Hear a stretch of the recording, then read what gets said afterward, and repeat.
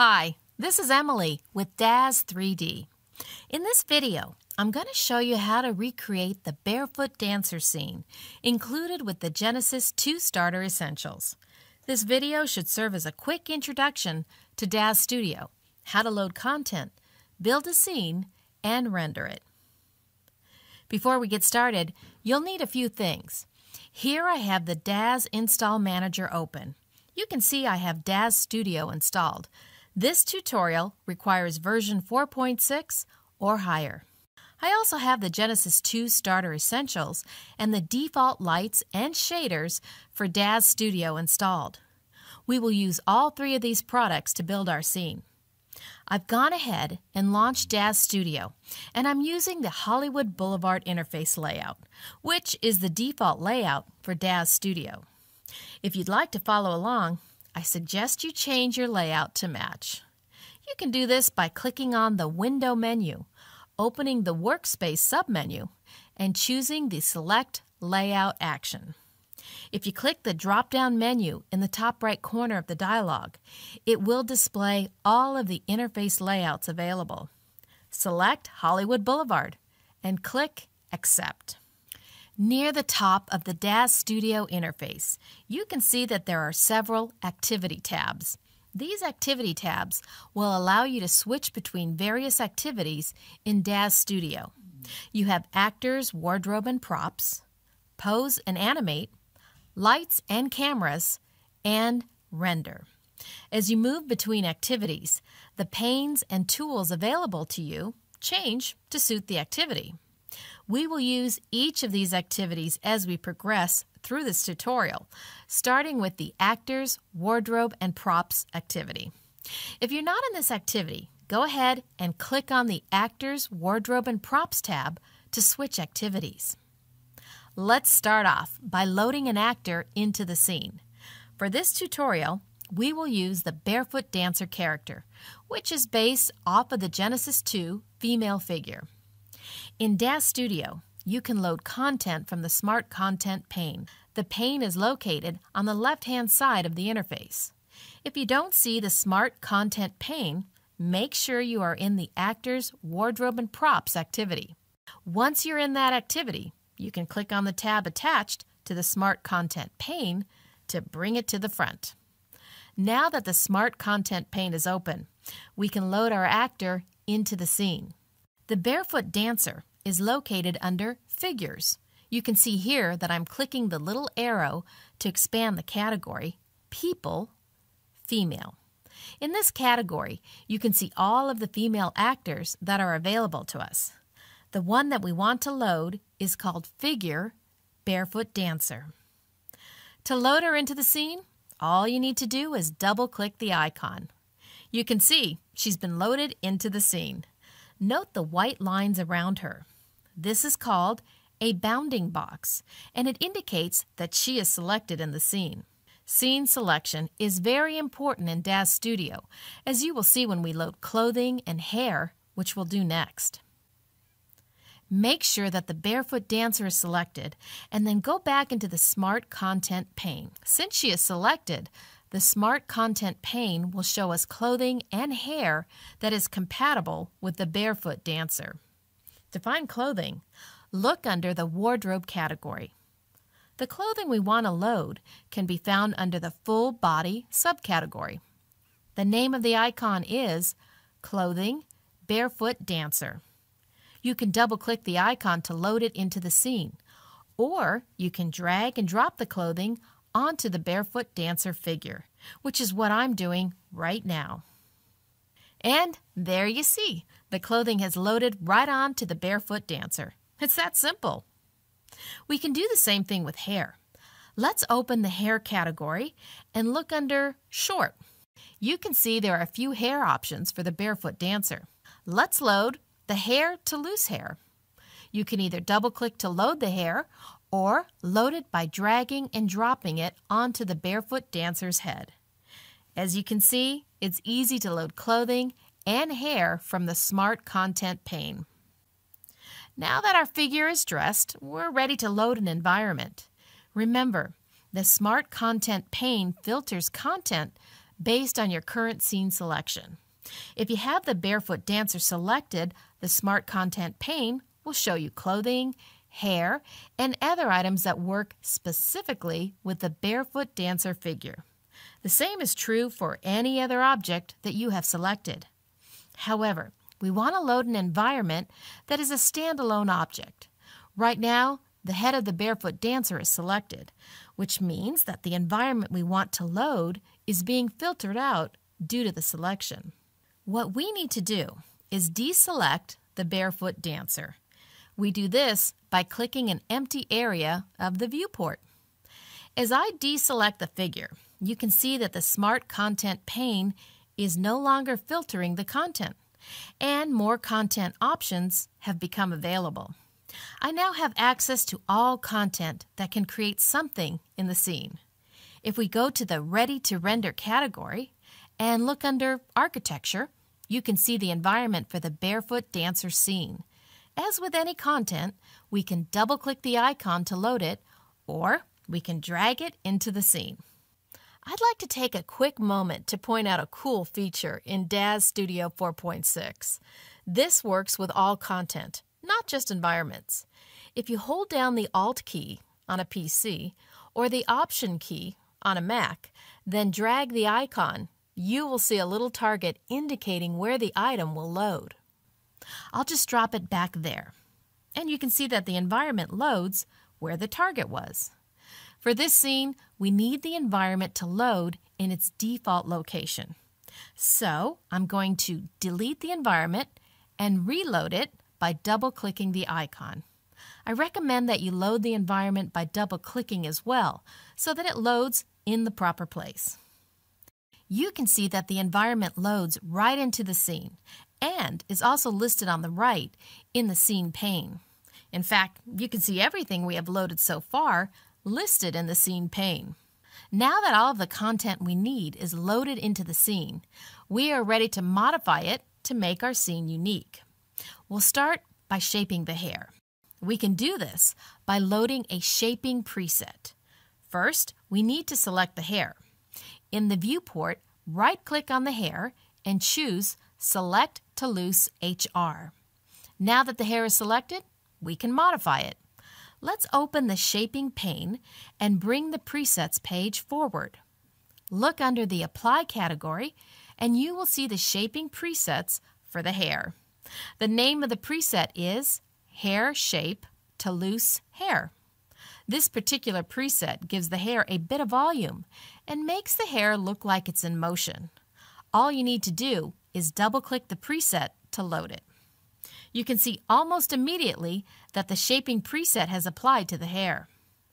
Now that we've shaped the hair, we're ready to pose our figure. First, we need to switch from the Actors, Wardrobe, and Props activity to the Pose and Animate activity. To do this, simply click the Pose and Animate tab in the activity bar. Now you can see on the left-hand side, we have the Posing pane available. Since we're going to pose the Barefoot Dancer, we need to make sure that she is selected. This can be done by double-clicking on the figure in the viewport. You can see, as I do this, the bounding box changes to indicate that I have selected the Barefoot Dancer. You could also right-click on the figure and choose Select Genesis to Female. Both methods produce the same result. Now that our figure is selected, we are ready to pose the Barefoot Dancer. Let's start by going into the Posing pane, which is already open on our left. We will be using the Presets page to load a pose preset for the Barefoot Dancer. Click the Presets label at the top of the pane to bring the Presets page forward. Let's look under the Poses category and choose the By Function subcategory. In this category, we can see all of the poses available for the Barefoot Dancer. Scroll down in the pane until you see the pose preset you want to apply. For this scene, we will use Pose Genesis 2 Female Barefoot Dancer. Double-click the preset to load it, and you will see the figure snap to the pose defined by the preset. Our next step is to light the scene. This is done in the Lights and Cameras activity. Just click the Lights and Cameras tab to switch to that activity. Once you've switched, you will see both the lights pane and the cameras pane on the left side of the interface. Open the lights pane and, once again, click the presets label to open the presets page. Expand the lights category, look under the Other subcategory, and you will find the lights preset for the Barefoot Dancer scene. The name of the preset is Lights Barefoot Dancer. Double-click the icon to load the preset. As the preset loads, you will see that the lighting in the scene changes. Now that our scene is lit, the next step is to load a camera. Loading a camera allows us to frame our shot. We'll do that with a camera preset. Bring the cameras pane to the front by clicking the tab, and then switch to the presets page by clicking the preset label at the top of the pane. Select the Barefoot Dancer category. You will see that there are 2 camera presets available for this scene. I'm going to load both presets so that you can see how they both look.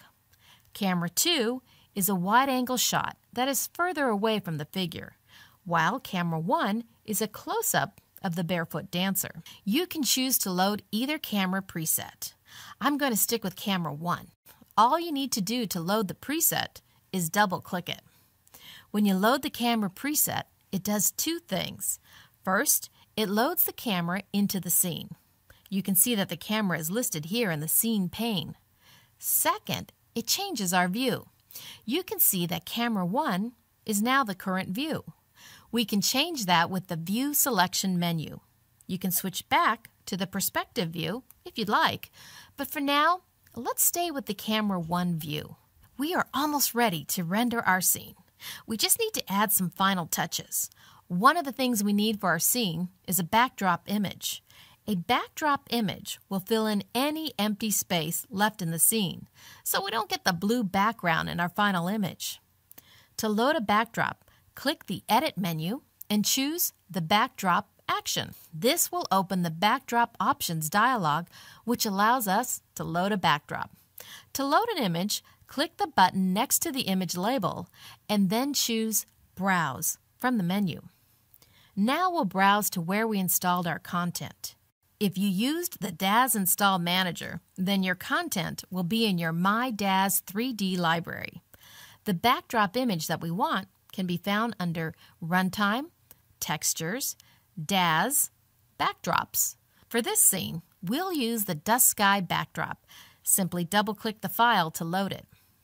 You can see that we have chosen the Dusk Sky backdrop, and if we hover our cursor over the Image button, we get a preview of what the backdrop looks like. Click Accept, and the backdrop image will load. If we switch to our perspective view, we can see the backdrop image. It gives us a cloudy sunset rather than the blue background we had before. Now we'll switch back to our Camera 1 view, and you can see the backdrop image poking through, up there in the corner. All we need to do now is set our render settings and render our scene. Rendering is done in the Render Activity.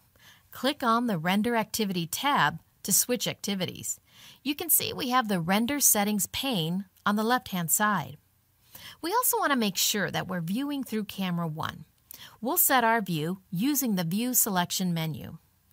Now, all we need to do is load a Render Settings preset. This tutorial comes with 3 render settings presets that can be loaded through the Content Library pane. The Content Library pane is another location for you to load your content. You can learn more about it in the DAZ Studio User Guide. For now, we'll look under DAZ Studio Formats, My DAZ 3D Library, DAZ Studio Tutorials, Genesis 2, Barefoot Dancer. You can see icons for everything that is part of this tutorial. Here are the 3 render settings presets I mentioned. There are settings for high, medium, and low. These presets will determine the speed and quality of your render. Higher settings means a higher image quality, but a longer render time. For now, let's load the low preset. You can experiment with the other 2 later. Double-click the icon to load the preset. You will see the aspect frame appear in the viewport. This tells us the exact area of the viewport that will be rendered. Anything inside of this frame will be included in the render. Now that we've loaded our render settings preset, it's time to render this scene. To start the render, click the green render button in the render settings pane. You'll see a new window pop open and the render will begin. Rendering can take a long time. Don't be surprised if the render takes upwards of 5 minutes or more on your machine. I'll just skip ahead to the end of the render so you don't have to wait. Now you can see the image has finished rendering. The image is here in the render window. All that's left to do is save the image. I'll name this one Barefoot Dancer. We also need to select an image file format. DAZ Studio gives you several options. I usually prefer the PNG file format as it provides a lossless compression and an alpha channel. We will be saving to the render library, so all we need to do is click Save, and the image will be saved to the render library. If you go to the render library pane, you can see that the Barefoot Dancer image is right there. Double-click the icon, and either Windows Photo Viewer or Mac Preview will open the photo. If you have access to Adobe Photoshop or another 2D image editing software, you can use that to edit your image. That's all there is for this scene. It's pretty easy to create great art with DAZ Studio. With DAZ content, you can create a completely new scene or modify and change the Barefoot Dancer scene. The only limit is your imagination. Thanks for watching this tutorial. You can learn more by checking out the DAZ Studio User Guide or by visiting docs.daz3d.com.